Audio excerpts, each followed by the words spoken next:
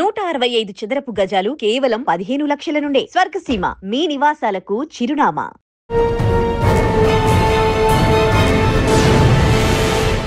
Welcome to crime diaries. ఈ వారం మన గెస్ట్ 2009 బ్యాచ్ పోలీస్ ఆఫీసర్. పేరు కె కిషోర్ బాబు గారు, ట్రాఫిక్ ఇన్స్పెక్టర్, బెజవాడ.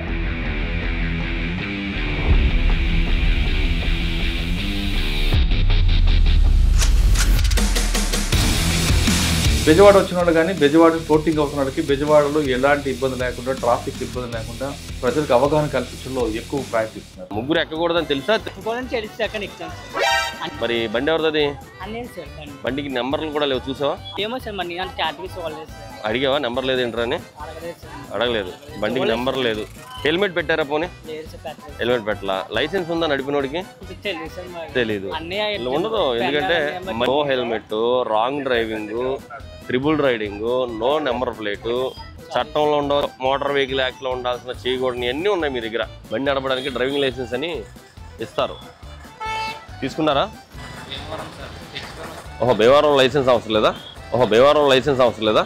మరి లైసెన్స్ ఏదంటే మాది భీమవరం అంటాం. మా ఊళ్ళో సార్ హెల్మెట్, లైసెన్స్ అన్ని పర్ఫెక్ట్ గా పెట్టుకోండి సార్. నాది ఎలక్ట్రిక్ బైక్ సార్ చెప్పాలంటే. అంటే మీ ఊర్లో ఉన్నంత భయం మేము ఇక్కడ క్రియేట్ చేయలేకపోతున్నాం విజయవాడలో. చాలా బాధగా ఉంది తమ్ముడు. ఇది మా కోసం ఇలా పెట్టారు మీరు స్టైల్. మిమ్మల్ని చూసి అందరూ ఫాలో అయితే అందరూ ఇలా పెట్టుకుని తిరిగితే మీకు ఓకేనా? విజయవాడలో ట్రాఫిక్ వైలేట్ చేయడం, వాళ్ళకి మీరు ఎన్ఫోర్స్మెంట్ చేయడం, వాళ్ళకి ఫైన్ వేయడం, కానీ ఎడ్యుకేట్ చేయడం అన్నది కాన్సెప్ట్ ఎందుకు తీసుకున్నారు? దీంట్లో వచ్చే మీకు స్ట్రగుల్స్ ఎలా ఉన్నాయి, బెనిఫిట్స్ ఎలా? విజయవాడ ఎన్టీఆర్ డిస్ట్రిక్ట్ కమిషనర్ గారు శ్రీ ఎస్వి రాజశేఖర్ బాబు ఐపీఎస్ గారు, నిజంగా ఆయనకి మేము రుణపడి ఉంటాము. అంటే ఆఫీసర్స్ కూడా మాకు అంత కోఆపరేటివ్గా ఉన్నారు. వాళ్ళు ఫ్రీ హ్యాండ్ ఇచ్చి ట్రాఫిక్ని మిమ్మల్ని ఆపి మీకు హెల్మెట్ లేదు కాబట్టి మీకు ఫైన్ వేసేస్తున్నాను అంటే మీకు కడతారు. ఎందుకంటే ఎడ్యుకేట్ చేయడానికి ప్రయత్నించినప్పుడు వాళ్ళ రిసీవింగ్ కూడా మాకు అర్థమవుతూ ఉంది. So people they want some education also. Human psychology ఎలా ఉంటుందంటే చెడును త్వరగా మనం అట్రాక్ట్ అవుతాం. హెల్మెట్ తీసేయచ్చంట అని ఒక్క మాట చెప్పండి, ఎవరన్నా ఫట తీసి మొత్తం ఎక్కడో కొడతారు, అంత చిరాకులో ఉన్నారు. కానీ హెల్మెట్ పెట్టుకోవడంలో అందరినీ మనం పెట్టించగలిగితే ఆ స్ఫూర్తి అనేది కంటిన్యూ అవుతుంది. ఎవడైతే ఒకడిద్దరు నేను ఎందుకు పెట్టుకోవాలి, నేను పోతాను అని అన్నాడు, నువ్వు పోతే పోయావు. బట్ నిన్ను చూసి ఎవరైతే తీస్తారో హెల్మెట్స్, వాళ్ళు పోవడానికి కారణం నువ్వైనప్పుడు నువ్వు కూడా దానికి బద్దుడై ఉండాలి. సార్, మీకు హెడేక్ అనేది డ్రంక్ అండ్ డ్రైవ్, రైట్? అటువంటి కేసుల్లో మీకు బాగా ఫన్నింగ్ ఉంది కానీ ఆల్కహాల్ ఆల్రెడీ లోపల ఉంది అంటే ఇంకా ఆడుకున్న గట్స్ ఇంకెవడుకుంటావు. సో ఏమైనా చేసేస్తాడు. అవసరమైతే పబ్లిక్లో తీసి డబ్బులు ఎంత ఇవ్వాలి. కొంతమంది చేస్తారు, కొంతమంది యాక్టింగ్ చేస్తారు, మామూలు యాక్టింగ్ కాదు. ఇంకా ఆస్కార్కి నామినేట్ అయ్యే వాళ్ళు కూడా చాలా మంది ఉన్నారు మా దగ్గర. స్టిల్ ఆఖరికి వాళ్ళతో ఊదించలేక వీడితో పడలేమని చెప్పి ఫిజికల్ లా అండ్ ఆర్డర్ చెప్పిన రోజులు కూడా ఉన్నాయి. సార్, తాగి మీకు దొరికాడు, వాడి జోబులు డబ్బులు లేవు, ఏం చేస్తారు? డబ్బులు అవసరం లేదండి. అక్కడ ఒక అతను నాతో డిస్కషన్ చేశాడు, మీరు ఇస్తారా లేకపోతే నేను పొలిటికల్గా అలాగే చేయనా డ్రంక్ అండ్ డ్రైవ్లో ఎవరు చేయరండి. దాంట్లో మేనేజర్ని బండి వదిలేయండి అన్న. బండి ఎలా వదులుతాము, నువ్వు తాగి ఉండి నిన్ను పట్టుకున్నా, నీ బండి నీకు ఎలా వదులుతా? పర్లేదు సార్, నేను పర్ఫెక్ట్గా ఉన్నా, స్టడీగా ఉన్నాను అన్నాడు. మీరు ఏదనుకుంటున్నారో నేను వాళ్ళు తెలిసి వీళ్ళు తెలిసారు, ఎవరు తెలిసినా కానీ బండి మాత్రం నీకు ఇవ్వనమ్మా అని చెప్పాను. ఒక లీడర్కి చేశాను. వెంటనే ప్లేట్ చేంజ్ చేసేసి వెంటనే సిఏ గారు నన్ను తిట్టారు, నన్ను కొట్టారు, అది ఇది హల్చల్ చేసి టీవీ 9తో మాట్లాడుతున్నాను అని చెప్పి, హలో టీవీ 9 అన్నాడు. ఒక ప్లస్ ఆయన తీసుకోవచ్చు. సరే ఏం సరే లేదు, మా వాడు friend sir, recorded, everything recorded అయింది, మా దగ్గర రికార్డు కూడా ఉంది, మీరు వస్తే మీకు ప్లే చేస్తా ఉన్నారు. సారీ సార్ ఏంటి సార్ ఇది ఇలా జరిగింది. రకరకాలుగా అన్ని ప్రయత్నాలు చేసేసిన తర్వాత ఒక 41 అవర్కి వెంటనే లెగ్స్, కాళ్ళు పట్టుకుంటాను వదిలేయండి అని. నువ్వు కాళ్ళు కాదు కదా ఏం పట్టుకుంటాను వదిలే ప్రసక్తి లేదు. ఎంత తాగితే కేసు అవుతుంది? 30 అండి. 30 రావాలంటే ఎంత తాగాలి వాళ్ళు? జనరల్గా ఎంత తాగాలనేది కాదు, మనం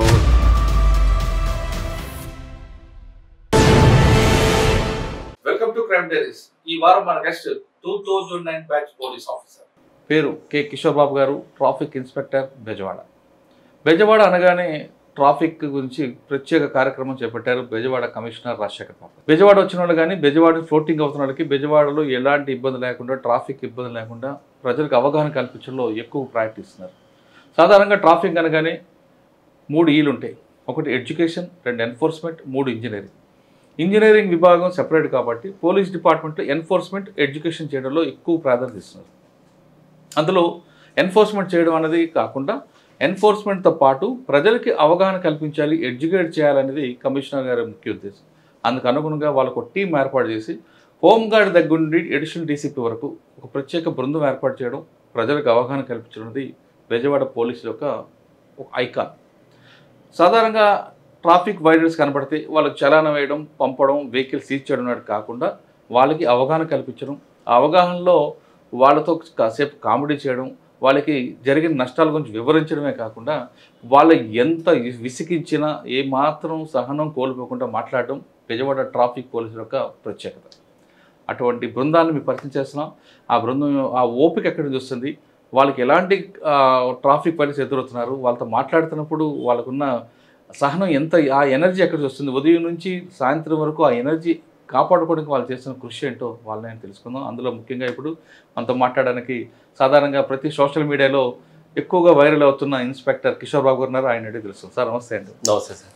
ముందుగా బెజవాడ ట్రాఫిక్ యూనిట్కి నా సెల్యూట్ అండి.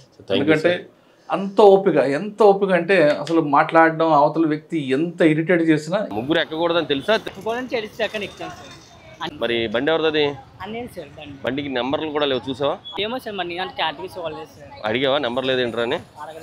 అడగలేదు. బండికి నెంబర్ లేదు. హెల్మెట్ పెట్టారా? పోనీ హెల్మెట్ పెట్టలా. లైసెన్స్ ఉందా నడిపినోడికి?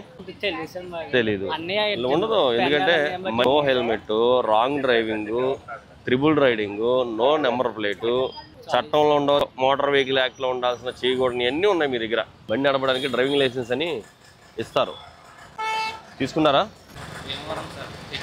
ఓహో, భీమవరం లైసెన్స్ అవసరం లేదా? మరి లైసెన్స్ ఏదే అంటే మాది భీమవరం అంటాం. మా ఊళ్ళో అయితే సార్ హెల్మెట్, లైసెన్స్ అన్ని పర్ఫెక్ట్గా పెట్టుకోండి సార్. నాది ఎలక్ట్రిక్ బైక్ సార్ చెప్పాలంటే. అంటే మీ ఊర్లో ఉన్నంత భయం మేము ఇక్కడ క్రియేట్ చేయలేకపోతున్నాం విజయవాడలో. చాలా బాధగా ఉంది తమ్ముడు. ఇది మా కోసం ఇలా పెట్టారు మీరు స్టైల్. మిమ్మల్ని చూసి అందరూ ఫాలో అయితే అందరూ ఇలా పెట్టుకుని తిరిగితే మీకు ఓకేనా? ఎందుకు మంచిది కాదు? ఇలా ఎందుకు పెట్టారు? ఏదో అనుకుంటున్నారు, ప్రతిదీ కెమెరాస్లో రికార్డ్ అవుతుంది, అక్కడ పడిపోతున్నాయి హెల్మెట్ పెట్టకపోయినా, మీరు సిగ్నల్ జంప్ చేసినా పడిపోతూ ఉన్నాయి. సో ప్రమాదకరమైన రీతిలో బండి నడుపుతున్నందుకు మీకు ఒక ఫైన్ వేయాలా, కానీ కనీసం హెల్మెట్ పెట్టారన్న దృక్పథంతో మేము పంపిస్తాం. ఇంకోసారి రిపీట్ చేయండి. మీరు ఈ బండి మీద వచ్చారమ్మా? ఏమవుతారు మీరు? మీ అబ్బాయా?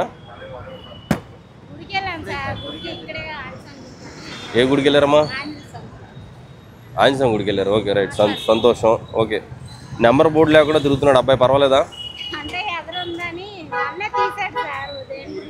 అవసరం లేదంటారా?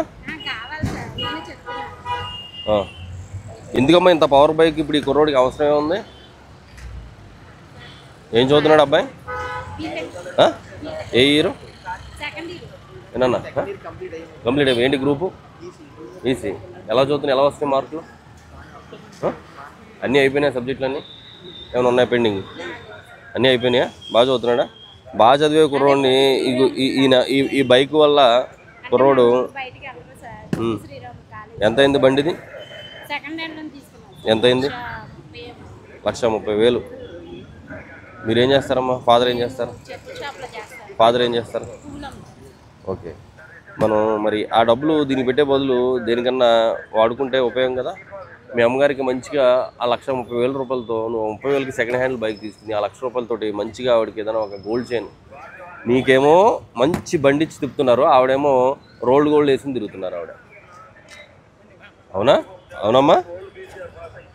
నీ ఆనందం కోసం నీకేమో 1,30,000 రూపాయల బైక్ సెకండ్ హ్యాండ్లో 1,30,000, ఆవిడేమో రోల్డ్ గోల్డ్ వేసుకుని నీ ఆనందం కోసం తిప్పుతున్నారు. కానీ ఇది ఆనందం అనుకుంటాం కానమ్మా, ఇలాంటి అంటే కంపెనీయే బ్యాన్ చేసేసి ఇక్కడ అంటారేమో, వాళ్ళు ఏముంది కనిపెడతారు. బట్ మనం ఎంతవరకు అవసరం అంతవరకే తీసుకోవాలా.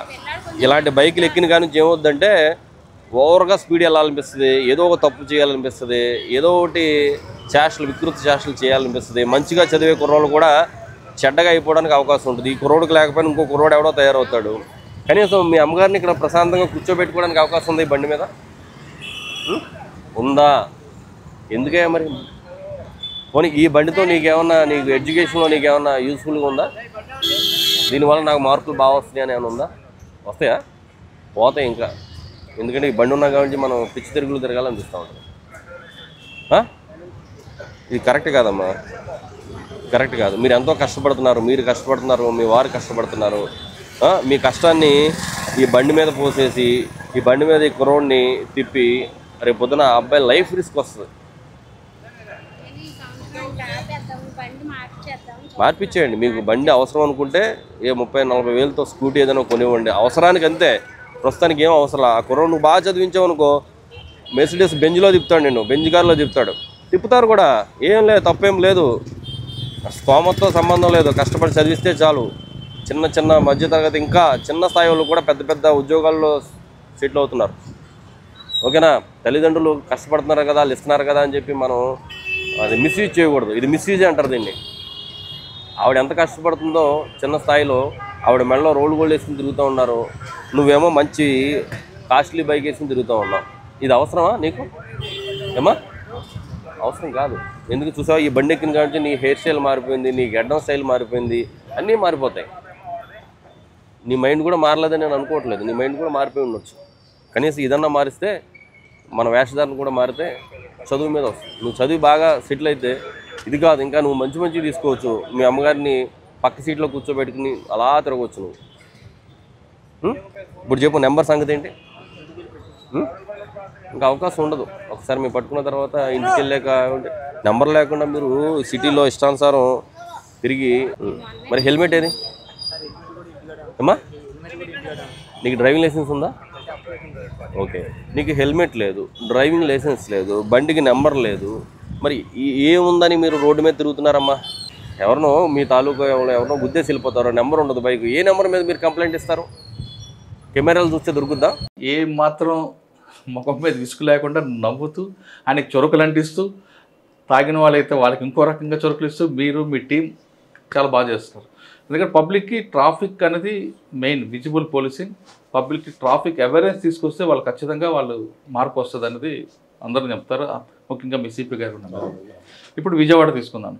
విజయవాడలో బెంచ్ సర్కిల్ అవ్వచ్చు, లేదంటే ఫుడ్ సెంటర్ అవ్వచ్చు, లేదంటే సత్యనారాయణపురం, వంతెన, వారాది, ఏ ప్రాంతం తీసుకున్నా మీకు రాంగ్ సైడ్లో కనిపిస్తుంటారు, హెల్మెట్ లేని కనిపిస్తుంటారు, ట్రిపుల్ డ్రైవ్ కనిపిస్తుంటారు, ముఖ్యంగా డ్రంక్ అండ్ డ్రైవ్ పగలు కూడా తాగి వచ్చిన కనిపిస్తుంటారు. వాళ్ళకి మీరు మాట్లాడుతున్నప్పుడు సార్ మీకు ఏమాత్రం విసుగు అనిపించదా? ఎంత విసిగిస్తుంటారో వాళ్ళంటే అంతలా విసిగిస్తుంటారు. చూసిన వాళ్ళు మాకే ఇరిటేషన్ వస్తుంటుంది, ఏంటి ఇలా మాట్లాడతాడు. ఏమాత్రం మీరు ముఖం మీద కానీ ఎక్కడ కనపడకుండా ఆ కోపాన్ని దిగబింకుంటూ వాళ్ళతో మాట్లాడుతున్నారు. ఆ సహనం ఎలాగొచ్చింది? బెజవాడ పబ్లిక్ ట్రాఫిక్ సెన్స్ ఉందా లేదా? మీకు దొరుకుతున్న కేసులు ఏ టైప్ ఆఫ్ కేసులు దొరుకుతున్నాయి? ఈ ప్రశ్నకు సమాధానం చెప్పే ముందు కిషోర్ బాబు గారి కుటుంబ నేపథ్యం, కిషోర్ బాబు గారు పోలీస్ యూనిఫామ్ బై ఛాన్సా బై చాయిసా? నా పేరు Kishore Babu, 2009 batch civil sub inspector. నేను నా అకాడమిక్స్ అంతా కూడా వెస్ట్ గోదావరి డిస్టిక్, అంటే వెస్ట్ గోదావరి డిస్టిక్లో సిద్ధాంతం గ్రామం నుంచి పెనుగొండ కాలేజీలో, సిద్ధాంతం హై స్కూల్లో చదివి మదర్ అక్కడ టీచర్గా చేశారు. పెనుగొండ కాలేజీలో కంప్లీట్ చేశాను ఎడ్యుకేషన్ అంతా కూడా. అప్పుడు కాలేజీ టైమ్స్లో కూడా ఎన్సీసీ చేసినప్పుడు చాలా ఇంట్రెస్టెడ్గా, ఇంటర్ కాలేజీలో ఉన్నప్పుడే డిగ్రీ కాలేజీలో ఎన్సీసీ జరుగుతూ ఉంటే అక్కడ మార్చింగ్ జరుగుతుంటే అది చూసి ఇక్కడ మేము కూడా మార్చింగ్ చేస్తూ ఉండేవాళ్ళం. ఎప్పుడు ఇంటర్ అయిపోద్దా, జూనియర్ ఇంటర్ అవుద్దా, సీనియర్ ఇంటర్లోకి వెళ్ళి ఎన్సీసీ జాయిన్ అవ్వాలని అంత ప్యాషన్గా ఉండేవాళ్ళం. ఆ తర్వాత డిగ్రీలో జాయిన్ అయిన తర్వాత ఎన్సీసీ చేసి అప్పుడే మీకు యూనిఫామ్ ప్యాషన్ ఉంది బాగా. 8th క్లాస్లో బర్త్డేకి డబ్బులు ఇస్తే కొత్త బట్టల బదులు యూనిఫామ్ కుట్టించుకున్నాం. అప్పటి నుంచి ఆ ప్యాషన్ ఉంది. ఆ తర్వాత డిగ్రీలో ఎన్సీసీ జాయిన్ అయ్యాము. ఎన్సీసీ జాయిన్ అయిన తర్వాత అదే ప్యాషన్తో ఎన్సీసీలో డిగ్రీలో రిపబ్లిక్ డే పెరేడ్ 2001లో ఢిల్లీ రాజ్పథ్ పెరేడ్ కూడా నేను చేశాను. ఎన్సీసీ అప్పుడు ఆంధ్ర బెస్ట్ క్యాడెట్గా కూడా నేను సెలెక్ట్ అవ్వడం జరిగింది. ఎన్సీసీ ఆర్డీ పీరియడ్లో రాజ్పథ్ చేయడం జరిగింది. తర్వాత ఎడ్యుకేషన్ తర్వాత ఎస్ఐ, సివిల్ ఎస్ఐ, సబ్ ఇన్స్పెక్టర్గా చేయడం జరిగింది. ఫస్ట్ ఆర్ఎస్ఐగా 7 బ్యాచ్లో నేను ట్రైనింగ్ కూడా కంప్లీట్ చేశాను ఆర్ఎస్ఐగా. అప్పుడు సీఎం పిస్టల్ కూడా తీసుకున్నాను. ఆ తర్వాత హోమ్ మినిస్టర్ బ్యాటింగ్ తీసుకున్నాను, బెస్ట్ ఇండోర్ బెస్ట్ ఆల్రౌండర్ తీసుకున్నాను. తర్వాత అగైన్ సివిల్ సబ్ ఇన్స్పెక్టర్గా వెంటనే మళ్ళీ నెక్స్ట్ నోటిఫికేషన్లోనే రావడం జరిగింది. ఫస్ట్ ట్రైనింగ్ అయిన వెంటనే కూడా నాది ఫస్ట్ ఏజెన్సీ అండి, ఈస్ట్ గోదావరి ఏజెన్సీలో జడ్డంగి అనేది ఒక రాజవోమంగి మండలంలో ఒక విలేజ్. అది ఒక సెపరేట్ పోలీస్ స్టేషన్ ఉండే, అప్పుడు మావోయిస్ట్ ఎఫెక్ట్ అది ప్రాబల్యం ఉండడం వల్ల దానికి ఒక పోలీస్ స్టేషన్ సిఆర్పిఎఫ్ అంత ఇవ్వడం జరిగింది. జడ్డంగిలో ఫస్ట్ పోస్టింగ్ చేశాను. మొత్తం సర్వీస్ అంతా ఈస్ట్ గోదావరి. ఓకే, అక్కడ మీకు వచ్చిన ఛాలెంజ్ ఏంది? ఎందుకంటే మీకు అటువైపు విశాఖపట్నం ఏజెన్సీ, రాజభవన్ ఏజెన్సీ, అక్కడ పారిపోయి అక్కడ అఫెన్స్ చేయడం, ఇక్కడ షెల్టర్ తీసుకోవడం, లేదా ఇక్కడ చేసి అక్కడ షెల్టర్ తీసుకోవడం. ఈ ప్రాంతం నుంచి ఆ ప్రాంతం వెళ్ళాలంటే కేడీపేట కానీ అన్నవరం కానీ ఇవన్నీ వెళ్ళాలంటే కంప్లీట్గా బై వాక్ వెళ్ళాల్సింది, రోడ్ కనెక్టివిటీ లేదు. ఆ ఛాలెంజ్ ఎలా మీరు ఓవర్కమ్ చేశారు? అప్పుడు జడ్డంగి నేను సివిల్ ఎస్ఐగా చేశాను. అప్పుడు నెంబర్ ఆఫ్ మూమెంట్స్ మరి గ్రేవన్స్ పార్టీస్తో కావచ్చు, స్పెషల్ పార్టీస్తో కావచ్చు, డెఫినెట్గా మీరు చెప్పిన ఏరియాస్ అన్నీ కూడా చాలా ఎఫెక్టెడ్ ఏరియాస్ అన్నీ కూడా మారేడుమిల్లి ఆ పైన డొంకరా ఇదంతా కూడా చాలా ఇదిగా ఉండేది. సో ఏదైనప్పుడు కూడా బేసింగ్ అంది ఇన్ఫర్మేషన్ మాత్రమే ఆఫీసర్స్ ఇన్స్ట్రక్షన్స్ ప్రకారం పక్కాగా మ్యాపింగ్ అది చేసుకుని బై ఇన్ఫర్మేషన్ మాత్రమే మేము వెళ్ళడం కానీ, ఆంబుష్లు వేయడం కానీ, లేకపోతే అక్కడ మనకున్న ఆపరేషన్ ఏదైతే ఉందో ఆపరేషన్ కంప్లీట్ చేసుకుని రావడం కానీ జరిగేది. మీరు చెప్పినట్టుగా మనకి గోదావరి ఏదైతే ఉందో గోదావరి వాళ్ళు షెల్టర్ బేస్ కింద ఈ పరివాహక ప్రాంతం అంతా కూడా తీసుకోవడం కావచ్చు. ఒక్కొక్కసారి ఇమ్మీడియట్గా అవతల వైపు వెళ్ళి దేవీపట్నం వైపు అటువైపు వెళ్ళటం కానీ, పోలవరం రోడ్ సైడ్ వెళ్ళటం కానీ, ఇటువైపు రావడం కానీ ఆ మూమెంట్ కూడా మేము చూసేవాళ్ళం. మ్యాక్సిమం అంతా కూడా మారేడుమిల్లి ఆ పైన డొంకరాయి ఇదంతా కూడా బాగా డీప్ ఏరియాస్లో కూడా ఆ పీరియడ్లో మీకు బాగా గుర్తుండిపోయిన సంఘటన చెప్పండి. గుర్తుండిపోయే సంఘటన అంటే నెంబర్ ఆఫ్ మూమెంట్స్కి వెళ్ళాము, నెంబర్ ఆఫ్ ఇష్యూస్లో పార్టిసిపేట్ చేసాము. పర్సనల్గా నేనైతే నాకు అక్కడ మలేరియా సివియర్గా అటాక్ అయ్యి నేను రాగానే నాకు మేజర్ సర్జరీ కూడా అయిందండి. సివియర్ మలేరియా ఎఫెక్ట్ అయ్యాను నేను. అంటే ఆపరేషన్స్ అవన్నీ ఒక ఎత్తు అయితే పర్సనల్ లైఫ్లో నేను మేజర్ సర్జరీని అక్కడ ఫేస్ చేయాల్సి వచ్చింది మలేరియా ఎఫెక్ట్ అయ్యి. సో రిగార్డింగ్ ఆపరేషన్స్ సంబంధించి అయితే కొన్ని ఏరియాస్లో డంప్స్ రికవరీ చేయడం కానీ, ఈస్ట్ గోదావరి స్పెషల్ పార్టీస్ నుంచి మేము లీడ్ చేసి డంప్స్ రికవరీ చేయడం కానీ, ఎవరైతే మిలీషియా ఉంటారో వాళ్ళని సరెండర్ చేయించడం కానీ అప్పుడు ఆఫీసర్స్ గైడెన్స్లో చేయడం జరిగింది. కానీ అక్కడ ఐఏఎస్ఎల్ కిడ్నాప్ జరిగింది, ఇదే మీరు పనిచేసింది ఒకప్పుడు. అది బాగా లాంగ్ బ్యాక్ అండి. అది కానీ దాని సిమ్టమ్స్ అక్కడక్కడ కనిపిస్తుంటాయి, వినిపిస్తుంటాయి. అయితే మనకి ఈస్ట్ గోదావరి అనేది టోటల్గా మీరు అన్నట్టుగా షెల్టర్ జోన్ అండి. ఆల్మోస్ట్ మీరు చూసుకున్నట్టయితే కనుక మేజర్ ఇన్సిడెంట్స్ అంటే ఫస్ట్ ఏకే కూడా మన ఏరియాలో రికవరీ అయింది అంటారు లాంగ్ బ్యాక్. చెప్పిన ప్లేస్ గేట్వే ఆఫ్ ఏఓబి అంటారు దాన్ని. డెఫినెట్గా మరి మీరు అటువైపు వెళ్తున్న వాళ్ళని లేదా వస్తున్న వాళ్ళని మీరు ఏమైనా ఆపేవారా? ఇప్పుడు నేను చెప్పిన 2000 ఏదైతే 10 ఏరియాలో నేను జడ్డంగిలో పనిచేసినప్పుడు సిఆర్పిఎఫ్ జడ్డంగి ప్రతి పోలీస్ స్టేషన్కి సిఆర్పిఎఫ్ ప్రొడక్షన్ ఉండేది. సో అల్టిమేట్గా ప్రతిరోజు వెహికల్ చెకింగ్ కండక్ట్ చేయడం కానీ, సర్ప్రైజ్ రైడ్లు కండక్ట్ చేయడం కానీ, సంతలు మెయిన్ అక్కడ ఫెయిర్స్ అండ్ ఫెస్టివల్స్ కానీ లేకపోతే షాండీస్ కానీ కవర్ చేయడం కానీ. షాండీస్ అంటే ఇప్పుడు మన సంతలు జరుగుతూ ఉంటాయి, సంతలో వాళ్ళు కూడా ఆల్మోస్ట్ ఏదైనా ఐటమ్స్ తీసుకోవాలన్నా చేయాలన్నా కానీ వాళ్ళు కూడా రావటం. అలాగే సంతలు కవర్ చేయడానికి మన పార్టీస్ వెళ్ళడానికి వెళ్ళి వచ్చే రూట్లు ఏవైతే ఉంటాయో రూట్లో వాళ్ళు ల్యాండ్ మైన్స్ పెట్టడం కానీ, క్లేమోర్ మైన్స్ పెట్టడం కానీ, అంబుష్లు ఇవన్నీ కూడా ప్లాన్ చేయడం. అవన్నీ కూడా మనకి ఏడుగురాలపల్లి ఏఓబి ఉంది. ఏడుగురాలపల్లి నుంచి ఇదివరకు లోపలికి అవుట్ పోస్ట్ ఒకటి ఉండేది, అక్కడికి వెళ్ళి వచ్చేటప్పుడు జరిగాయి. మేము చాలాసార్లు వెళ్ళి వచ్చాము, మాకు ఎప్పుడు ఇన్సిడెంట్ జరగలేదు. మేము వచ్చిన తర్వాత అక్కడ ఇన్సిడెంట్ జరిగింది, మన పార్టీ సిఆర్పిఎఫ్ పార్టీ అక్కడ ఇదవడం జరిగింది, షాండీ కవర్ చేసుకుని వస్తూ ఉంటే జరిగింది. సో నెంబర్ ఆఫ్ ఇన్సిడెంట్స్ అన్నీ కూడా. బట్ అక్కడ అఫెన్స్ చేయడానికి అయితే త్వరగా ఈ మధ్య కాలంలో అయితే నాకు తెలిసినంత వరకు మేము ఉన్నంత టైంలో అఫెన్స్ చేయడానికి అయితే అంత స్పీడ్గా ఎక్కడ కూడా నోట్ కాదు. యాక్చువల్గా ట్రాన్స్పోర్ట్ వే కదండి వాళ్ళకి, అంతే. ఆ కారిడార్ ట్రాన్స్పోర్ట్ కారుగా పెట్టుకున్నారు ఏఓబీలకు వెళ్ళడానికి. అవునండి, అక్కడ అఫెన్స్ చేస్తే మీకు వాళ్ళకి ఇంకా వేరే మార్గం ఉండదు, వేరే అవకాశం కూడా ఉండదు, తినడానికి తిండి కూడా దొరకదు. ఓకే, అక్కడ నుండి ఎక్కడికి వచ్చారు నెక్స్ట్? సో జడ్డంగి తర్వాత అప్పుడు ఈస్ట్ గోదావరి మన కాకినాడ సెజ్ ఏరియాలో బాగా గొడవలు జరుగుతూ ఉండేవి. సెజ్ యాక్టివిటీస్ సంబంధించిన ల్యాండ్ ఎక్విజిషన్ కానీ అప్పట్లో గొడవలు జరుగుతూ ఉండేవి. అప్పట్లో అక్కడ ల్యాండ్ ఆర్డర్ ప్రాబ్లం వచ్చి అక్కడ ఎస్ఐ గారిని వేరే చోటికి ట్రాన్స్ఫర్ చేయడం జరిగింది. అక్కడ ఎవరిని వేస్తే బాగుంటుందన్న క్రమంలో నేను అక్కడ పిఠాపురం దగ్గర ఉప్పాడ కొత్తపల్లిలో ప్రొవిషనరీ ఎస్ఐగా చేయడం, ఎస్సీజెడ్ యాక్టివిటీస్లో కొద్దిగా యాక్టివ్గా పార్టిసిపేట్ చేయడంతో నా పేరు సీనియర్ ఆఫీసర్స్ సజెస్ట్ చేయడం, వెంటనే ఏజెన్సీ నుంచి మళ్ళీ నేను అక్కడికి రావడం. మీకు ఏజెన్సీలో చేసినప్పుడు కూడా రిమార్కబుల్గా నేను అక్కడ ఈ మన ఏజెన్సీలో డ్రాప్ అవుట్స్ వాళ్ళందరూ కూడా అప్పట్లో నాకు కానిస్టేబుల్ ఎస్ఐస్ నోటిఫికేషన్ పడితే వాళ్ళందరినీ డ్రాప్ అవుట్స్ అందరినీ కూడా ఆటోస్ వెహికల్స్ పెట్టి కిందకి రప్పించి 80 మెంబర్స్ని తీసుకెళ్ళి హెడ్ క్వార్టర్కి తీసుకెళ్ళి వాళ్ళందరినీ కూడా అప్లికేషన్స్ పెట్టించాను వాళ్ళ చేత. వాళ్ళకి రోజు మీరు నమ్ముతారో లేదో అక్కడ లోకల్గా ఉండే పీఈటీస్ పాపం వాళ్ళు కూడా బయట ఎక్కడో వేరే అర్బన్ ఏరియాస్లో సెలెక్ట్ అయ్యి ఇక్కడికి వచ్చి ఉంటారు పీఈటీస్. నా ఏజ్ పీపుల్ ఎవరైనా ఉంటాయి ఎంప్లాయీస్ వాళ్ళందరినీ పిలిచి సరదాగా వాళ్ళతో స్నాక్స్ అది పెట్టించి ఆ పీఈటీస్ని తీసుకుని ఈ పిల్లలు ఏజెన్సీ పిల్లలు డ్రాప్ అవుట్స్ అందరికీ కూడా అప్లికేషన్ పెట్టించి వాళ్ళతో ప్రతిరోజు మార్నింగ్ అక్కడ ఆ ఈవెంట్స్ కండక్ట్ చేసేవాళ్ళం అండి. డైలీ 5 km అంటే వీక్లీ 5 km పెట్టేవాళ్ళం. ఉమెన్కి అయితే 2.5 పెట్టేవాళ్ళం. హై జంపు, లాంగ్ జంపు ఇవన్నీ కూడా. అలాగే మనకి కాకినాడలో శ్యామ్ ఇన్స్టిట్యూట్ ఉంటుంది, మనకి ఎస్ఐసి కానిస్టేబుల్కి కోచింగ్ ఇస్తూ ఉంటారు. ఆ శ్యామ్ ఇన్స్టిట్యూట్ శ్యామ్ గారిని కూడా రిక్వెస్ట్ చేసి మాకు అక్కడికి ఏజెన్సీకి తీసుకొచ్చి ఆయనతో క్లాసులు ఇప్పించి ఆయనతో డెమో క్లాసులు కూడా ఇప్పించి ఆయనతో మెటీరియల్ అంతా కూడా అది కూడా చూసి మెటీరియల్ అంతా కూడా పిల్లలందరికీ ఇవ్వడం అలాంటివన్నీ కూడా చేయడం జరిగింది. సో అక్కడ మనకు అవకాశం ఉంది కాబట్టి వాళ్ళని మావోయిజం వైపు వెళ్లకుండా ఉండే నిమిత్తం వాళ్ళని సమ్ సార్ట్ ఆఫ్ ఎడ్యుకేషన్ వైపు ఎంప్లాయ్మెంట్ వైపు తీసుకురావడానికి కొంత ఆ ప్రయత్నం కూడా అప్పుడు చేయడం జరిగింది. తర్వాత సెజ్లో ఇక్కడ ఇష్యూస్ అయ్యి ఇక్కడ గొడవలు అవడం, ఎస్ఐ గారిని వేరే చోట ట్రాన్స్ఫర్ చేయడం, అప్పుడు నా పేరు నామినేట్ చేయడం, నేను మళ్ళీ అక్కడికి వెళ్ళి తొండంగి ఏరియాలో నేను చేయడం. అక్కడ 3.5 years కంటిన్యూ ఏ ఇష్యూస్ లేకుండా ఎవరి వల్ల అయితే అక్కడ ఇష్యూస్ వచ్చినాయో వాళ్ళందరూ కూడా నాకు అక్కడ సపోర్ట్ చేయడం. అంటే బేసిక్గా అంతే అక్కడ ఉన్న కౌన్సిలింగ్ కానీ అవేర్నెస్ కానీ క్రియేట్ చేసుకుంటూ వితౌట్ ఇష్యూస్ అక్కడ ఏమీ లేకుండానే అంతా కూడా నా టెన్యూర్ అంతా కంప్లీట్ చేసుకుని బయటికి రావడం జరిగింది. ఓకే, నెక్స్ట్ ఎక్కడికి వచ్చారండి? నెక్స్ట్ అక్కడ నుంచి కాకినాడ 3 town, అక్కడ నుంచి మళ్ళీ అనపర్తి నుంచి పెదపూడి చేస్తున్నప్పుడు ఒక భవానీ జ్యువెలరీస్ అని చెప్పేసి ఒక జ్యువెలరీ షాప్. వెళ్ళే ముందు అనపర్తి కాకినాడలో చాలా కాకినాడలో తక్కువ టైమే చేశానండి యాక్చువల్గా 8 months అలా చేశాను. ఆ తర్వాత అనపర్తి వెళ్ళాను. అనపర్తిలో 2.5 years చేశాను.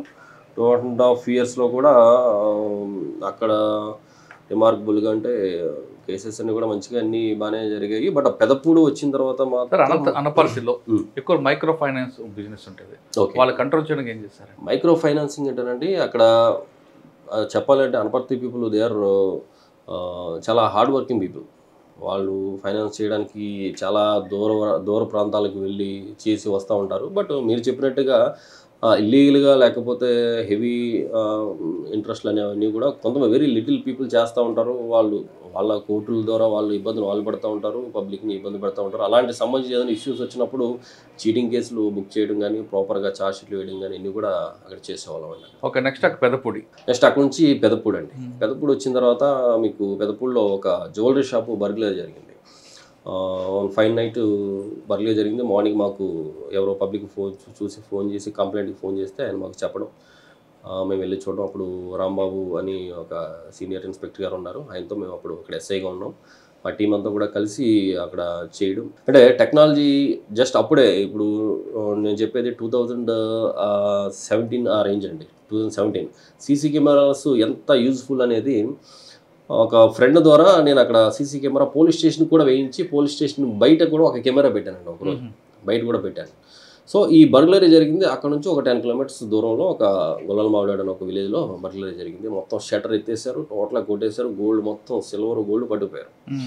పట్టుకుపోతే మీరు నమ్మరు, మేము మార్నింగ్ మాకు ఫోన్ కాల్ వచ్చిన తర్వాత వెళ్ళాము, మా ఇన్స్పెక్టర్ గారు మేము వెళ్ళాము. స్టిల్ టోటల్గా కేసు డిటెక్ట్ అయ్యి రికవర్ అయ్యే వరకు కంటిన్యూ అదే పనిలో అదే వర్క్లో ఉన్నాము. 48 hours బిలో 48 hoursలో ఉన్న టోటల్ ఇంటాక్ట్ ప్రాపర్టీ తీసుకొచ్చాము. సో ఈ డ్యూరింగ్ ది ఇన్వెస్టిగేషన్ అన్నీ మేము పరిశీలిస్తూ ఉన్నాం. కెమెరాస్ కూడా అన్నీ వెరిఫై చేస్తూ ఉన్నాము. లక్కీలీ అక్కడ మనకి యూజ్ఫుల్ కెమెరాస్ అయితే అక్కడ ఫుటేజెస్ దొరకలేదు, వాళ్ళు ఏ సైడ్కి వెళ్ళారు అనేది. బట్ వాళ్ళ అఫెన్స్కి వెళ్తుండగా మనకి ఐడెంటిఫై అయిపోయింది, బట్ ప్రాపర్గా లేదు. సో ఏ డైరెక్షన్లో వెళ్ళారు ఎటు వెళ్ళారు అనేది మనకు తెలియలేదు. అప్పుడు తర్వాత అక్కడ నుంచి అన్నీ వెరిఫై చేసుకుంటే ఫైనల్గా ఒక డైరెక్షన్లో కాకినాడ వైపు వెళ్ళారా లేదా అనేది మన కన్ఫర్మేషన్ కోసం స్టేషన్ దగ్గర ఉన్న కెమెరా పనిచేసిందండి. స్టేషన్ దగ్గర ఉన్న కెమెరా, అరే మన కెమెరా స్టేషన్లో ఉంది కదా అని చెప్పేసి చూస్తే డైరెక్షన్ కాకినాడకి కనెక్ట్ అయింది. సో ఆ కాకినాడ కెమెరాస్ అన్నీ కూడా టీమ్స్ అన్నీ కూడా వెరిఫై చేసుకుంటూ వెళ్తే అంటే మనం ఇప్పుడు ఓపెన్గా చెప్పకూడదు కానీ ఒక మంచి ప్లేస్లో చాలా అసలు ఎంత ఇదంటే ఒక ఇంటర్వ్యూకి వచ్చినట్టు దొరికారు వాళ్ళు. ఫుల్ ఫేస్ టోటల్ క్లారిటీతో చాలా అసలు తాగుతూ దొరికారు. చాలా అసలు క్లోజ్అప్ లో దొరికినాయి విజువల్స్. అంటే మన కోసమే అక్కడికి వెళ్ళినట్టుగా ఉంది. బట్ అది విజువల్స్ తీయడానికి ఒక 10-15 అవర్స్ కష్టపడ్డారు. విజువల్స్ బ్యూటిఫుల్ విజువల్స్ దొరికినాయి. విజువల్స్ బేస్ చేసుకుని ఎవరెవరు ఏంటి అనేది వెరిఫై చేసుకుంటే మనకి హిస్టరీలో ఒకడు ఐడెంటిఫై అయ్యాడు. వాడిని చూడడానికి వెళ్తే వాడు కన్ఫ్యూజ్ చేసాడు. తర్వాత అప్పటికే ప్రాపర్టీ సెపరేట్ చేసుకుని సెపరేట్ అయిపోయారు. ఆ తర్వాత అందరూ కూడా దొరకడం, ఇంటాక్ట్ ప్రాపర్టీ మూటలో పెట్టడం. ఆల్మోస్ట్ కేజీ బంగారం, సిల్వర్ అయితే 8-9 కేజీలు సిల్వరు అంతా కూడా టోటల్గా ఆ రోజు రికవరీ చేసి కంప్లైంట్ని మనం ఇవ్వడం జరిగింది. కోర్టులో ప్రొడ్యూస్ చేయడం జరిగింది. పెదపూడిలో ఈ కేసు అయిన వెంటనే ఎంత అంటే ఒక్కొక్కసారి లైఫ్లో ఎలా ఉంటుందంటే మంచి బ్యూటిఫుల్ కేసు చేసాము, మంచి అవార్డు తీసుకున్నాం, వెంటనే ప్రమోషన్ అండి. అవునా?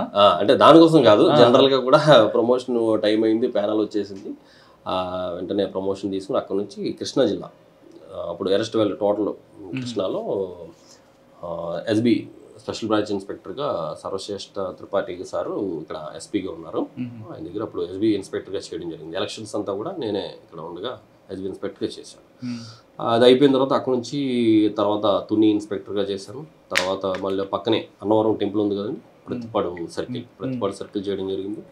ప్రతిపాడు సర్కిల్ నుంచి తర్వాత సిసిఎస్ క్రైమ్ చేసాం. వెరీ షార్ట్ టైం చేశాను ఎలక్షన్ టైంలో, పెద్దపురం షార్ట్ టైం ఎలక్షన్ ముందు. ఆ తర్వాత అక్కడి నుంచి వెంటనే మళ్ళీ మైలవరం సర్కిల్కి వచ్చాను. అప్పుడు ఎన్టీఆర్ కమిషనరేట్కి నన్ను అలాట్ చేయడం జరిగింది. 4 years లాంగ్ స్టాండింగ్ అంతా కూడా కంపల్సరీ ట్రాన్స్ఫర్ అంటే అప్పుడు ఎన్టీఆర్ కమిషనరేట్కి రావడం జరిగింది. ఇక్కడ నుంచి మైలవరం సర్కిల్కి వెళ్ళాను. మైలవరం తర్వాత అప్పుడు నెక్స్ట్ ట్రాఫిక్. సరే, మైలవరం, అన్నవరం ఇవన్నీ చేశారు కదా, ఇక్కడ ఏమైనా గుర్తున్నాయా మంచి కేసు? అంటే యాక్చువల్గా తుని చేసినప్పుడు, ప్రతిపాడు చేసినప్పుడు మంచి కేసులు అయినాయండి. అలాగే పర్టికులర్గా తుని హైవే, నేషనల్ హైవే మనకి మీరు అన్నారు కదా, అది మావోయిస్టులుగా అన్నారు కదా, ఇది గాంజాకి ఎంట్రీగా ఉండేది, గేట్వే ఆఫ్ ఇదిగా ఉండేది అప్పట్లో. గాంజాకి సంబంధించి మాత్రం చాలా పెద్ద పెద్ద రాకెట్స్ కొట్టామండి అప్పట్లో. చాలా towns of the Tuni opposite లో ఒక వే, ఆ వే నుంచి మూటలతో మోసుకొస్తారు. ఇక్కడ వాళ్ళు తీసుకొని వెళ్ళడానికి కొన్న వాళ్ళందరూ కూడా అన్నవరంలో కానీ తునిలో హోటల్స్లో కొనడం అమ్మకాలు జరుగుతుంటాయి. అది ఇప్పుడు మీ నోటీస్ రాలేదా? మీరు చాలా బాగా చెప్పారు, మీకు మంచి నాలెడ్జ్ ఉంది. అంటే గంజా అమ్మడంలో కాదు. సో ఇప్పుడు మీరు చెప్పిన పాయింట్ మీద ఏంటంటే, ఇప్పుడు అక్కడికి ఏజెన్సీలకు వెళ్ళడానికి ఈ అవుట్ ఆఫ్ స్టేట్ పీపుల్ కానీ ఎవరైనా వచ్చినప్పుడు తుని సరౌండింగ్ కానీ, అనకాపల్లి, అటు నర్సీపట్నం, ఇటు అన్నవరం కానీ జనరల్గా ఈ ఏరియాస్లో షెల్టర్ తీసుకోవడానికి మంచి ఒక సేఫ్ జోన్ లాగా వాళ్ళు చూస్తూ ఉంటారు. దాంట్లో అన్నవరం కూడా, ఎందుకంటే టెంపుల్ ఏరియా, పిలిగ్రిమ్స్ ఉంటారు. సో మనం ఎవరిని పడితే వాళ్ళని వెళ్ళి మనం డీటెయిల్గా మనం అక్కడ అడగడానికి కొంత సాహసించము. బట్ ఈ గంజాకు సంబంధించి, ఎందుకంటే ఇవాళ దొరకలేదు, రేపు దొరకలేదు, ఎల్లుండి ఖచ్చితంగా దొరుకుతారు, దాంట్లో ఇదేం లేదండి. సో మాకు కేసెస్ ఇన్వెస్టిగేషన్ చేసినప్పుడు వాడు షెల్టర్ ఎక్కడ తీసుకున్నాను అన్నప్పుడు అలాంటి ప్లేసెస్ ఏదైనా వచ్చింది అనేది మనం ఫీడ్బ్యాక్ తీసుకుని టెంపుల్ అథారిటీస్ని కానీ పైన కూడా అలర్ట్ చేశాము. అలాగే కింద మొత్తం ఆల్ లాడ్జెస్ అనేది ఉందని కూడా ఒక ప్లాట్ఫామ్ అయితే తీసుకొచ్చి సోషల్ మీడియా, వాట్సాప్ గ్రూప్ ద్వారా వాళ్ళని ఎప్పటికప్పుడు ఆధార్ కార్డ్స్ ఇవన్నీ కూడా ఈవెన్ వాళ్ళ ఇన్ఫర్మేషన్తో మనం అది పెట్టిన తర్వాత వాళ్ళ ఇన్ఫర్మేషన్తో కూడా మనం ఇమీడియట్గా వెళ్ళి రైడ్ చేసి పట్టుకుని, లేకపోతే వాళ్ళు అక్కడ ఉండగానే మనం వెళ్ళి సీజ్ చేసి, లేదంటే వాళ్ళు ఇలా వచ్చి వెళ్ళిపోయారని చెప్పిన తర్వాత ఇన్ఫర్మేషన్ బేస్ చేసుకుని నెంబర్ ఆఫ్ కేసెస్ మనం అక్కడ డిటెక్ట్ చేయడం జరిగింది. ప్రాపర్టీ కూడా సీజ్ చేయడం జరిగింది. కానీ తునిలో ఇంకా ఎక్కువ చేసామండి. తుని లాడ్జెస్లో ఆల్మోస్ట్ ఎవ్రీడే చెకింగ్ చేసామన్నమాట. తక్కువ మాకు అంటే నేను రూరల్ చేశాను కాబట్టి నాకు 1 or 2 ఉండేవి. టౌన్లో కూడా టౌన్ ఇన్స్పెక్టర్ వాళ్ళు చేసేవారు. డైలీ చెకింగ్స్ అయ్యి చేసేవాళ్ళం. లాడ్జెస్లో కూడా చాలామంది మేము పట్టుకున్నాం. ఈ తునిలో పనిచేస్తున్న కీ పాయింట్ ఏమైనా దొరికాడంటే అసలు యాక్చువల్గా అంటే తీసుకురావడం, వెళ్ళడం ఇదంతా కాకుండా? అవునండి, అవును. మనం తునిలో చేసినప్పుడు ఒక ఇన్ఫర్మేషన్, ఒక వెహికల్లో గాంజా వెళ్ళిపోతుంది, బట్ ఆ వెహికల్ ఏంటనేది తెలియట్లేదు. అదేదో సంథింగ్ ఏదో బోర్వెల్కి సంబంధించిన వెహికల్ అని చెప్పేసి ఒక ఇన్ఫర్మేషన్ వచ్చింది మనకి. బోర్వెల్కి సంబంధించిన ఏముంటుందా అని చెప్పేసి మేము అలా తిరుగుతూ ఉన్నాము. ఒక పూటంతా అలాగే అయిపోయింది, వెహికల్ ఎక్కడ దొరకలేదు. సరే అని చెప్పేసి అలా, బట్ ప్రాక్టికల్గా బయట పబ్లిక్ని అడుగుతూ ఇలా బోర్వెల్కి సంబంధించిన వెళ్ళిందా లేకపోతే ఏంటి ఇలా అడుగుతూ వెళ్తే ఒకటి మాత్రం బోర్వెల్కి సంబంధించిన పెద్ద లారీ ఒకటి వెళ్ళిందండి, కంటైనర్ లాగా ఉంది, గొట్టాలు ఉన్నాయి, ఇది లోపల నుంచి వెళ్తుంది, అక్కడ మరి ఎందుకు వెళ్తుందో మాకు తెలియదండి అని చెప్పేసి చెప్పడం జరిగింది. వెంటనే అలా ట్రాక్ చేసుకుంటూ వెళ్తే ఒక చోట ఆ వెహికల్ రేస్ చేస్తే ఎక్కడ మనకు సస్పిషియస్ దొరకలా. అప్పుడు ఏం చేసామంటే టోటల్గా దానికి ఉన్న ఈ ఏదైతే డోర్స్ ఏమన్నా ఉన్నాయో మొత్తం టోటల్గా అన్నీ తీసేస్తే ప్రత్యేకంగా లోపల మిషనరీయే లేదు దాంట్లో. టోటల్గా గాంజాయి ఉంది దాంట్లో, టోటల్గా గాంజాయి ఉంది దాంట్లో. ఆల్మోస్ట్ 700-800 kgs ఆ రోజు అక్కడ దాంట్లో సీజ్ చేయడం జరిగింది ఆ వెహికల్లో. టోటల్ మెషినరీ అంతా తీసేసాడు వాడు. తీసేసి ఓన్లీ ఎక్స్క్లూజివ్ గా దీనికోసం వాడు డిజైన్ చేసాడు. పుష్ప అప్పుడులో ఉన్నాడు. అప్పుడులో. అది కాకుండా ఒక ఇన్ఫర్మేషన్ వచ్చింది, ఒక వెహికల్లో అక్కడ సస్పిషియస్ గా ఉంది అని చెప్పేసి అంటే అన్నవరం అవుట్స్కట్స్ లో. అప్పుడు ఆ వెహికల్ని ఇంటర్సెప్ట్ చేసి దాన్ని పట్టుకోవడం జరిగింది. వాడిని మనం మాట్లాడిన తర్వాత వాడు మనకి సరిగ్గా కోఆపరేట్ చేయలేదు. బట్ వాడికి ఒక ఫోన్ కాల్ ఒకటి వస్తుంది. ఆ ఫోన్ కాల్ మనం లొకేషన్ అది ట్రాక్ చేసి చూస్తే ఒక దాబాలో వచ్చింది, ఇక్కడ అనకాపల్లి దగ్గర వచ్చింది దాబాలో. ఆ అనకాపల్లి ఆ దాబాని విజిట్ చేస్తే ఆ దాబాలో ఒక రూమ్ ఒకటి అద్దెకి తీసుకుని ఆ రూమ్లో కొన్ని ఒక out of state people, for example Rajasthan, Punjab వాళ్ళు కింద కూర్చుంటారు, కుర్చీలో కాకుండా కింద కూర్చుంటారు. వాళ్ళు కూర్చునే ఒక బాక్స్లో తయారు చేసుకున్నారు. ఆ బాక్స్ ఆ పరుపు అదంతా తీసి చూస్తే చక్కగా ఈ గంజాయి వచ్చినప్పుడు సరుకు దాంట్లో పెట్టుకోవడానికి, ఆ ట్రాన్స్పోర్ట్ లారీ వచ్చినప్పుడు దీంట్లో వేసుకోవడానికి అనుకూలంగా దాన్ని ప్రిపేర్ చేసి అల్మరాల కింద పెట్టుకున్నాడు. పాప ఆ దాబావుడికి కూడా తెలియదు అది, వీడు సెపరేట్గా డంప్ చేసుకోవడానికి. బట్ అక్కడ ప్రాపర్టీ లేదు, మనకి శాంపిల్స్ అయితే దొరికినాయి. దాన్ని బేస్ చేసుకుని ఆ రోజు వీడి కోసం వచ్చిన లారీ ఏంటని మనం వెరిఫై చేసి కెమెరాలో చెక్ చేస్తే ఒక నాగాలాండ్కి సంబంధించిన ఒక లారీ ఒకటి అప్పటి వరకు ఆగి మేము రావడానికి ఒక 1/2 అవర్ 45 minutes ముందు వెళ్ళిపోవడం జరిగింది. మళ్ళీ దాన్ని ట్రాక్ చేసుకుంటూ వెళ్ళాము. ఒక 20-24 టైర్స్ వెహికల్ అది మళ్ళీ ఇంకొక దాబాలో పెట్టేసింది. అది వెరిఫై చేస్తే ఎక్కడ కూడా ప్రాపర్టీ లేదు. ప్రాపర్టీ ఏం లేదు కదా అని చెప్పేసి అలా చూస్తూ ఉంటే దాంట్లో వెనకాల లోడ్ పార్ట్ ఉంటుంది కదా, లోడ్ పార్ట్ ఇలా ఉంది ఖాళీ ఎంటీగా. లోడ్ పార్ట్ని మళ్ళీ వీడు సెగ్రిగేట్ చేసి ఒక బాక్స్లో తయారు చేశాడు. మనకు తెలియదు, జస్ట్ మనం చూడగానే తెలియదు. అది ఓపెన్ చేస్తే దాంట్లో 2 టన్నులు ఉన్నాయి. ఆ రోజు అక్కడ సీజ్ చేసాం. సో నెంబర్ ఆఫ్ ఫోటో ఆల్బమ్స్లో పెడతారు, మన దేవుడి బొమ్మల్లో పెడతారు, రకరకాలు ఇంకా చేపల ఫిషింగ్ వాటిలో పెడతా ఉంటారు. Number of mode of amounts అనేది వాళ్ళు మీటింగ్ చేస్తూ ఉంటారు. ఏదో చోట ఎక్కడో చోట దొరికిపోతూ ఉంటారు, దాంట్లో ఇదేం లేదు. అలాగే చాలాసార్లు మేము మా సిబ్బంది చేంజ్ చేసే టైంలో మమ్మల్ని కొట్టేయడానికి కూడా సిద్ధపడిపోయిన రోజులు ఉన్నాయి. అలా నెంబర్ ఆఫ్. ఓకే, అక్కడ నుండి ఇది మీకు తర్వాత ట్రాఫిక్ విజయవాడలో ట్రాఫిక్ వైలేట్ చేయడం, వాళ్ళకి మీరు ఎన్ఫోర్స్మెంట్ చేయడం, వాళ్ళకి ఫైన్ వేయడం, కానీ ఎడ్యుకేట్ చేయడం అన్నది కాన్సెప్ట్ ఎందుకు తీసుకున్నారు? దీంట్లో వచ్చే మీకు స్ట్రగుల్స్ ఎలా ఉన్నాయి, బెనిఫిట్స్ ఎలా ఉన్నాయి? మొదటిగా మా విజయవాడ ఎన్టీఆర్ డిస్ట్రిక్ట్ కమిషనర్ గారు శ్రీ ఎస్వి రాజశేఖర్ బాబు ఐపీఎస్ గారు, నిజంగా ఆయనకి మేము రుణపడి ఉంటాము. ఎందుకనంటే సిపి గారు కానీ, మా additional DCP traffic AVL Prasanna Kumar గారు కానీ, అంటే ఆఫీసర్స్ కూడా మాకు అంత కోఆపరేటివ్గా ఉన్నారు. వాళ్ళు ఫ్రీ హ్యాండ్ ఇచ్చి ట్రాఫిక్ని మనం క్రమబద్ధీకరించడానికి కావచ్చు, లేకపోతే డే బై డే ఇంప్రూవ్మెంట్ కోసం వాళ్ళు నిత్యం ఏదో ఒక ఇన్నోవేటివ్గా చేయాలని సిపి గారు మెయిన్గా ఆయన చూస్తూ ఉంటారు. ఎప్పుడు కూడా చిన్న మాట కూడా అనకుండా మమ్మల్ని ఎంకరేజ్ చేయడమే తప్ప ట్రాఫిక్ని ఎప్పుడు కూడా నిరుత్సాహపరచలేదు. ఎందుకనంటే ఆఫ్టర్ ఎలక్షన్స్ ఇక్కడ క్యాపిటల్, ఆల్మోస్ట్ ఇది క్యాపిటల్ అయిపోయింది ఇక్కడ. సో ఇక్కడున్న ఇన్ఫ్రాస్ట్రక్చర్కి, ఇప్పుడున్న ప్రజెంట్ ఉన్న వెహికల్ మూవ్మెంట్కి, డెన్సిటీకి కానీ ఎక్కడ కూడా కంపారిజన్ లేదు. సో అంత వెహికులర్ మూవ్మెంట్ పెరిగిపోయినప్పుడు ఒక్కసారిగా ట్రాఫిక్ మీద చాలా బర్డెన్ పడిందండి ఇక్కడ. కానీ విజయవాడ ప్రజల అదృష్టం నిజంగా ఎస్వి రాజశేఖర్ బాబు గారు, ఆయనకి మరి నిజంగా కూడా అసెట్ లాగా ఒక ఏడీసీపీ గారు ప్రసన్న కుమార్ గారు, ఈ కాంబినేషన్లో మేము ఇన్స్పెక్టర్స్ చాలా మేము కష్టపడుతూ ఉన్నాము. అది ఆ విధంగా రిజల్ట్ కనబడుతూ ఉంది. రిగార్డింగ్ అవేర్నెస్కి వచ్చేటప్పటికి మా సిపి గారు లాగే మేము కూడా ఓపిక్గా పేషెన్స్తో పబ్లిక్తో మాట్లాడడం, అలా మాట్లాడుతూ ఉంటే మాకు కొంత ఫీడ్బ్యాక్ తెలిసింది ఏంటంటే, నేను యాక్చువల్గా ఎప్పుడు ఎక్కడ చేసినా కానీ అవేర్నెస్కి ఎక్కువ ప్రయారిటీ ఇస్తూ ఉంటాను. అంటే ల్యాండ్ ఆర్డర్లో చేసినప్పుడు అక్కడ ఉండే రిలేటెడ్ ఇష్యూస్ వేరేగా ఉంటాయి. అక్కడ ఎన్డీపీఎస్ ఇప్పుడు డ్రగ్ అబ్యూజ్ మీద అక్కడ అవేర్నెస్ క్రియేట్ చేస్తూ ఉంటాము. లేకపోతే అక్కడ జనరల్గా స్కూల్స్లో ట్రాఫిక్ మీద చిన్న చిన్నవి అవేర్నెస్ క్రియేట్ చేస్తాము. POCSO, protection of children sexual offences, దాని మీద చాలా అన్ని స్కూల్స్ కాలేజెస్ చేస్తూ ఉంటారు. బట్ ట్రాఫిక్ వచ్చేసేటప్పటికి ఇక్కడ కమ్యూటర్స్ ఎవరైతే ఉన్నారో వాళ్ళకి ఎడ్యుకేషన్ చాలా చాలా అవసరం అని అనిపించిందండి ఇక్కడ. ఎందుకంటే మీరు కూడా కమ్యూటరే, నేను కూడా కమ్యూటరే, మనం అందరం కూడా కమ్యూటర్స్. ఏదో ఒక రోజున అందరం కూడా కారులో వెళ్ళాం, బండి ఖచ్చితంగా యూజ్ చేస్తాము, లేదంటే కారు యూజ్ చేస్తాము, లేకపోతే ఏదో రకంగా రోడ్డు మీదకి మనం రావాల్సిందే, ఏదో ఏ పని నిమిత్తమైనా సరే. సో రోడ్డు మీద రావడం అంటే ఇక్కడ పాటించిన రూల్స్ వేరే చోట పాటిస్తున్నారు ఇదే పర్సన్, అక్కడ పాటించే రూల్స్ ఇక్కడ వదిలేస్తున్నారు. ఎందుకు అని అంటే lack of implementation. So implementation అనేది టఫ్గా ఉన్నప్పుడు ఖచ్చితంగా పాటిస్తారని ఒకటి అర్థమైంది. దానికి ఇంకొకటి ఎడ్యుకేషన్ ఎందుకు మేము అంతలా తీసుకున్నామని అంటే ఇంప్లిమెంటేషన్లో భాగంగా ఎన్ఫోర్స్మెంట్ అనేది కొంత పెయిన్తో కూడుకున్నది. సో మిమ్మల్ని ఆపి మీ హెల్మెట్ లేదు కాబట్టి నీకు ఫైన్ వేసేస్తున్నాను అని అంటే మీరు కడతారు. ఎందుకు కట్టరు? ఎందుకు వైలేషన్ కట్టాలి కాబట్టి మీరు కడతారు. కానీ మీరు తిట్టుకుంటారో లేకపోతే కొంత పెయిన్ ఫీల్ అవుతారు మీరు. కానీ దానికి ఎడ్యుకేషన్ కూడా జోడించి వాళ్ళు ఎందుకు కట్టాల్సి వస్తుంది, వాళ్ళు దాన్ని పెట్టుకోకపోతే ప్రాబ్లం ఏంటనేది మనం వాళ్ళకి ఎడ్యుకేట్ చేయడానికి ప్రయత్నించినప్పుడు వాళ్ళ రిసీవింగ్ కూడా మాకు అర్థమవుతుంది. So people they want some education also.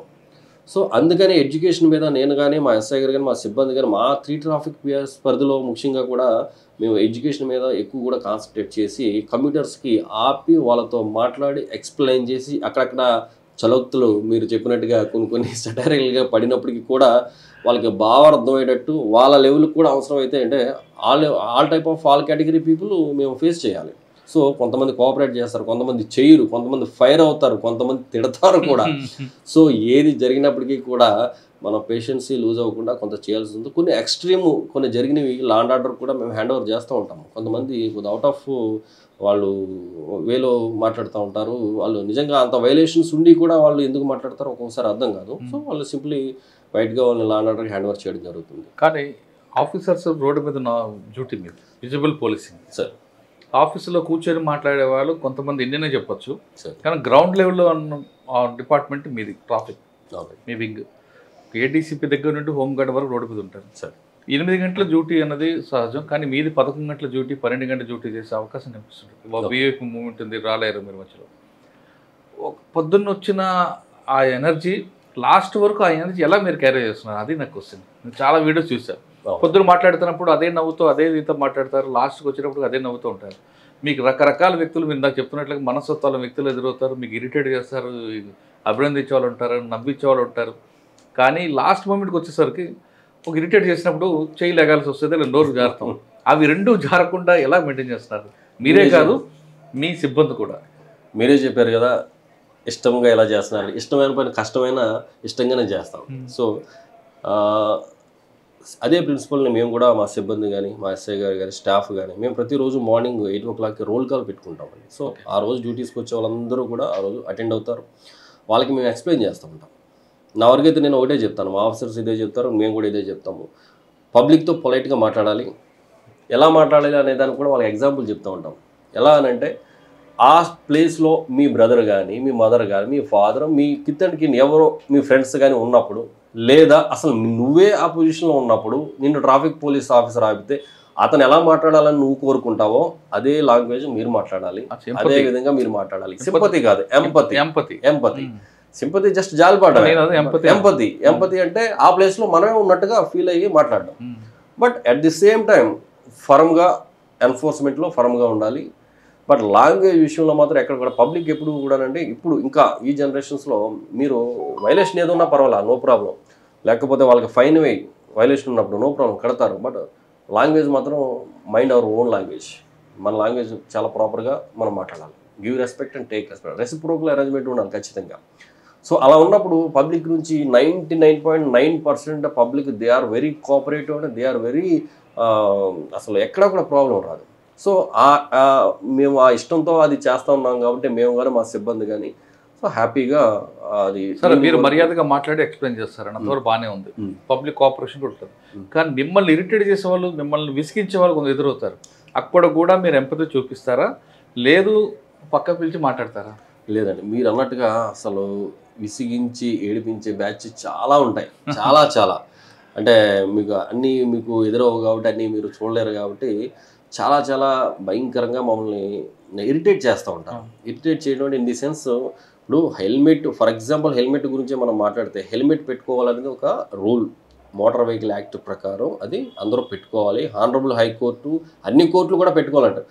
వాడు వస్తాడండి, వచ్చి ఒక వీడియో చూపిస్తాడు, ఫేక్ వీడియో. దీంట్లో పలానా హైకోర్టు పెట్టుకోవద్దు అక్కర్లేదని చెప్పింది అంటాడు. లేకపోతే 2 కిలోమీటర్ పరిధిలో సిటీలో పెట్టుకోక్కర్లేదని ఒక వీడియో చూపిస్తాడు. బాబు అది ఫేక్ అమ్మ అంటే ఫేక్ అయితే దీంట్లోకి ఎందుకు వచ్చింది అంటాడు. దీంట్లో వచ్చిందంటే ఎవడో పంపాడంటే మరి వచ్చింది కదండి, వచ్చినప్పుడు మరి ఇంకా పెట్టుకోవాల్సిన అవసరం ఏముందంటాడు. లేకపోతే నా హెల్మెట్ పోతే నా తల పోతే మీకు ఎందుకు అని ప్రశ్నిస్తారు, అప్పుడు ఏం చెప్తారు? అలా ఇప్పుడు నా హెల్మెట్ పోతే నేను హెల్మెట్ పెట్టుకోకపోతే నాకు ఇబ్బంది, మీకు ఎందుకు అని ప్రశ్నిస్తాడో కాదు, ప్రశ్నిస్తున్నారు. నా హెల్మెట్ నా తల నా ఇష్టం, మరి మీకేంటి, నేను పోతే నేనే పోతాను అనేవాళ్ళు కూడా ఉన్నారు. అంటే చాలా తక్కువ మంది, బట్ అలా అనేవాళ్ళు కూడా ఉన్నారు. హెల్మెట్ డిక్కీలో పెడతారు, ఇంట్లో పెడతారు, వాళ్ళు మా ఇష్టం, హెల్మెట్ ఉంది కదా మిమ్మల్ని చూసి హెల్మెట్ పెట్టుకుని ఉంటారు కొంతమంది, చాలా మంది పెట్టుకుంటారు. వాళ్ళందరికీ కూడా ఒకటేనండి, ఒకటి హెల్మెట్ పెట్టుకోవడం అనేది ఒక విజయవాడ సిటీలో ప్రస్తుతానికి మాట్లాడుతున్నాం కాబట్టి ఆ స్ఫూర్తి అనేది అందరూ పెట్టుకుంటేనే అది కంప్లీట్ అవుతుంది. లేదు కొంతమంది పెట్టుకుంటున్నారు, కొంతమంది పెట్టుకోవట్లేదు అనేటప్పటికి హ్యూమన్ సైకాలజీ ఎలా ఉంటుందంటే చెడును త్వరగా మనం అట్రాక్ట్ అవుతాం. మంచి విషయం జోలికి వెళ్ళాలంటే కొద్దిగా పెద్దగా మనం అంత ఇంట్రెస్ట్ చూపం. చెడు ఇది మనకి హెల్మెట్ తీసేయచ్చంట అని ఒక్క మాట చెప్పండి, ఎవరన్నా ఫట తీసి మొత్తం ఎక్కడో కొడతారు, అంత చిరాకులో ఉన్నారు. కానీ హెల్మెట్ పెట్టుకోవడంలో అందరినీ మనం పెట్టించగలిగితే ఆ స్ఫూర్తి అనేది కంటిన్యూ అవుతుంది. ఎవడైతే ఒకడిద్దరు నేను ఎందుకు పెట్టుకోవాలి, నేను పోతాను అని అన్నాడు, నువ్వు పోతే పోయావు. బట్ నిన్ను చూసి ఎవరైతే తీస్తారో హెల్మెట్స్ వాళ్ళు పోవడానికి కారణం నువ్వైనప్పుడు నువ్వు కూడా దానికి బద్దుడై ఉండాలి. కానీ కొంతమంది మంచి పాస్ట్ బైక్ ఉంటుంది, నాకు హెయిర్ కర్లింగ్ హెయిర్ ఉంది, నాకు హెల్మెట్ పెడితే హెయిర్ ఊడిపోతుంది, నా గర్ల్ ఫ్రెండ్ నాకు షేమ్ చేస్తుంది కాబట్టి నేను పెట్టుకోను, అవసరమైనది 1000 రూపాయలు ఫైన్ కడతా అంటే మీరేమంటారు? అలా ఎప్పుడు ఎవరు తగలలేదు, మేము అడుగుతూ ఉంటాం జనరల్గా, బాబు మీరు ఎందుకు పెట్టుకోలేదు హెల్మెట్, ఏమైనా హెయిర్ స్టైల్ పోద్దనా లేకపోతే ఇంకోటి అంటే అబ్బాయి లేదు అంటాడు. కానీ వాస్తవంగా అయితే హెయిర్ స్టైల్ గురించి చాలామంది ఉమెన్ కానీ లేకపోతే చాలామంది మేల్ కానీ because of only hair style గురించి, హెయిర్ స్టైల్ పోద్ది అనేది వాళ్ళ మెయిన్ కాన్సెప్ట్. సో దానికోసం హెల్మెట్ పెట్టుకోరు, ప్రాణం పోయినా పర్లేదు. అసలు తల లేకినప్పుడు హెయిర్ ఏం చేసుకుంటాడు? అదే కదా.